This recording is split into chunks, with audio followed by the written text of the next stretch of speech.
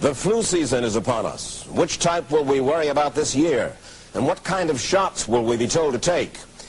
Remember the swine flu scare of 1976? That was the year the U.S. government told us all that swine flu could turn out to be a killer that could spread across the nation. And Washington decided that every man, woman, and child in the nation should get a shot to prevent a nationwide outbreak, a pandemic. Well, 46 million of us obediently took the shot. And now 4,000 Americans are claiming damages from Uncle Sam amounting to $3.5 billion because of what happened when they took that shot.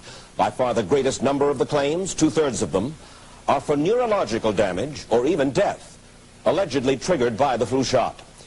We pick up the story back in 1976 when the threat posed by the swine flu virus seemed very real indeed.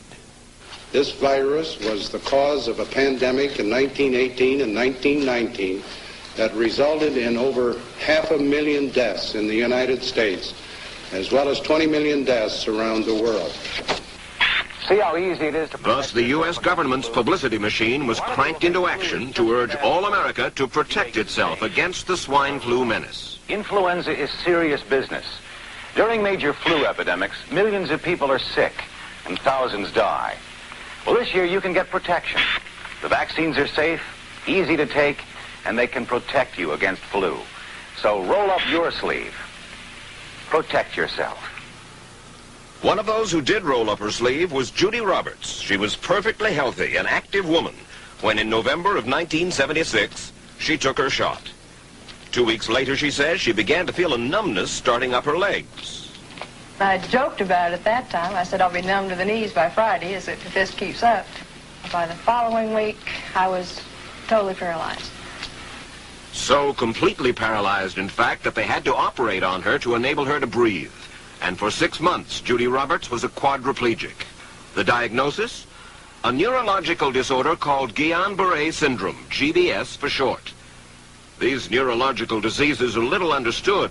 They affect people in different ways. As you can see in these home movies taken by a friend, Judy Roberts' paralysis confined her mostly to a wheelchair for over a year.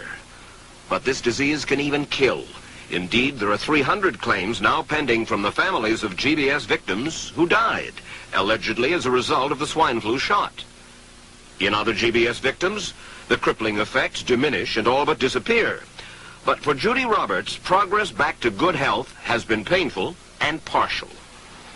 Now, I notice that your smile, Judy, is a little bit constricted.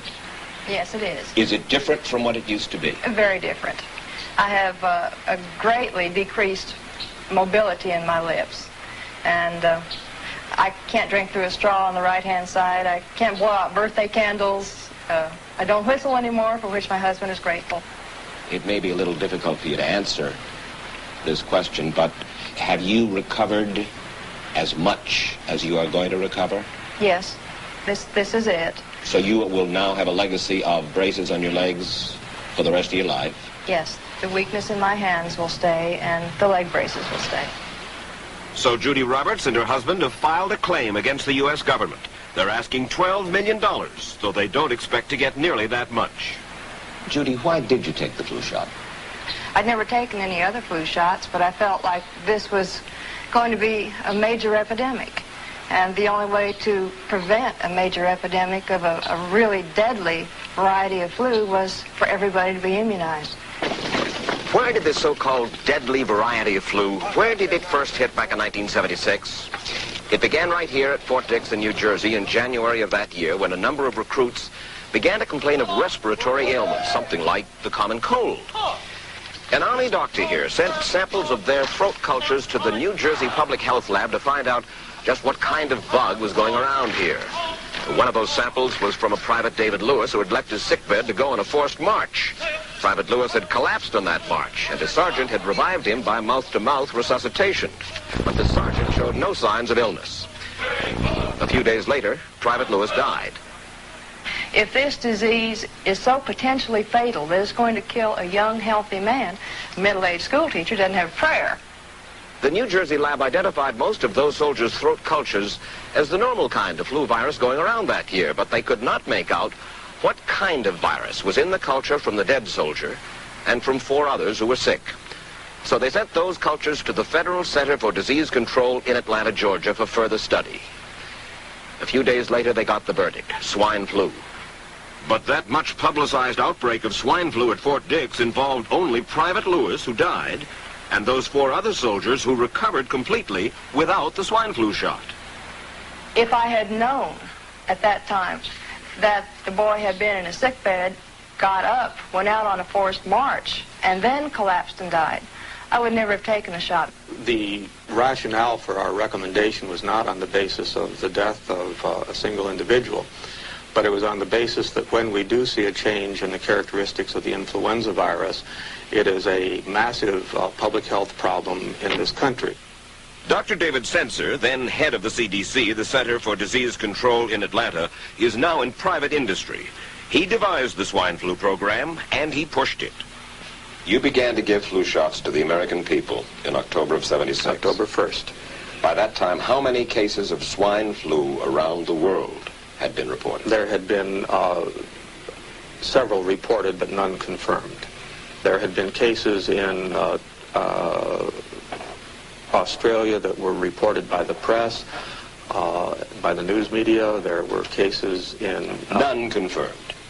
Did you ever uncover any other outbreaks of swine flu anywhere in the world? No. Now, nearly everyone was to receive the shot in a public health facility where a doctor might not be present. Therefore, it was up to the CDC to come up with some kind of official consent form, giving the public all the information it needed about the swine flu shot. This form stated that the swine flu vaccine had been tested.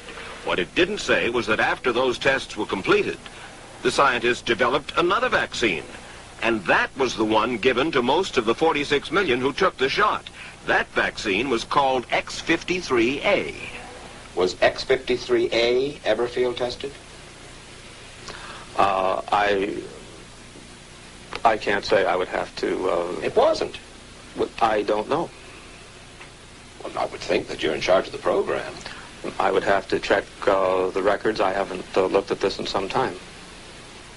The information form, the consent form, was also supposed to warn people about any risks of serious complications following the shot. But did it? No, I had never heard of any reactions other than a sore arm, fever, this sort of thing. Judy Roberts' husband, Gene, also took the shot. Yes, I looked at that document. I signed it. Nothing on there said I was going to have a heart attack or I can get Guillain-Barré, which I never heard of. What if people from the government, from the Center for Disease Control, what if they had indeed known about it? What would be your feeling? They should have told us. Did anyone ever come to you and say, you know something, fellas? There's the possibility of neurological damage if you get into a mass immunization program? No. No one ever did? No. Do you know Michael Hatwick? Yes. Mm-hmm.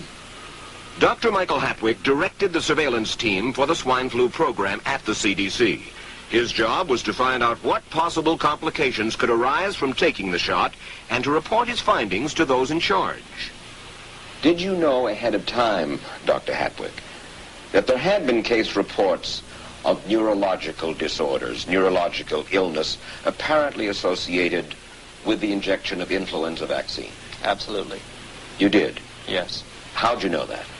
By review of the literature. So you told your superiors, the men in charge of the swine flu immunization program, about the possibility of neurological disorders? Absolutely. What would you say if I told you that your superiors say that you never told them about the possibility of neurological complications? That's nonsense. I can't believe that they would say that they did not know that there were neurological illnesses associated with influenza vaccination. That simply is not true. We did know that.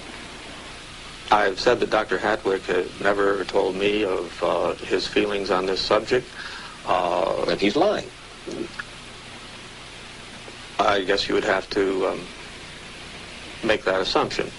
Then why does this report from your own agency, dated July 1976, list neurological complications as a possibility? I think the consensus of the scientific community was that the evidence relating neurologic disorders to influenza immunization was